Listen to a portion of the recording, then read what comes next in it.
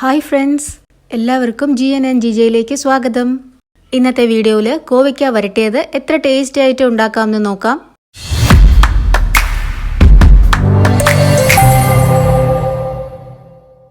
കോവയ്ക്ക വരട്ടിയത് ഉണ്ടാക്കാനായിട്ട് 1/4 കിലോ കോവയ്ക്ക എടുത്തിട്ടുണ്ട്. കോവയ്ക്ക കഴുകി അരിഞ്ഞു വെച്ചിട്ടുണ്ട്. ഇതുപോലെ നീളത്തിൽ കട്ട് ചെയ്തെടുക്കാം.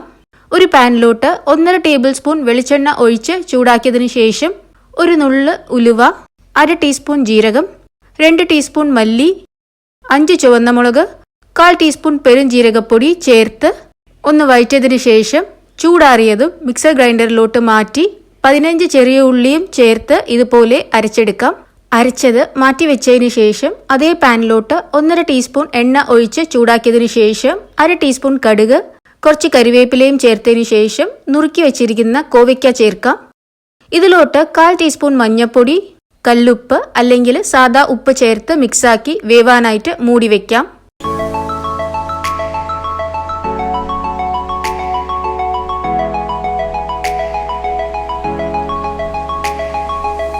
ഇടയ്ക്കിടയ്ക്ക് തുറന്ന് മിക്സാക്കി കൊടുക്കണം.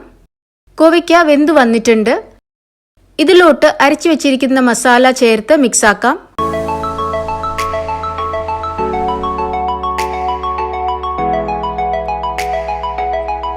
നന്നായിട്ട് മിക്സാക്കിയതിനു ശേഷം മസാല കോവയ്ക്കയിൽ പിടിക്കാനായിട്ട് മൂടി വെക്കാം.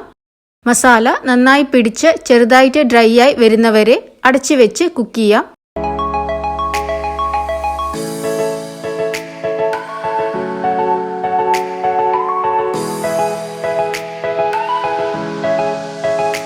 മസാലയൊക്കെ പിടിച്ച് കോവയ്ക്ക ഡ്രൈ ആയി വന്നിട്ടുണ്ട്.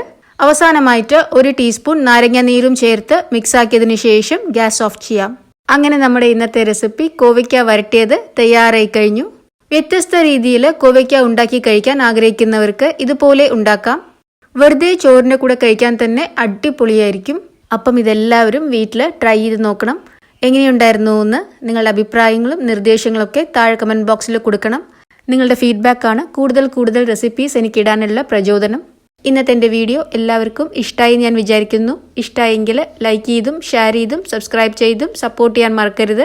വീണ്ടും നല്ലൊരു റെസിപ്പി ആയിട്ട് വരാം. അതുവരെ എല്ലാവരും സേഫ് ആയിട്ടിരിക്കുക, സന്തോഷമായിട്ടിരിക്കുക. ബൈ.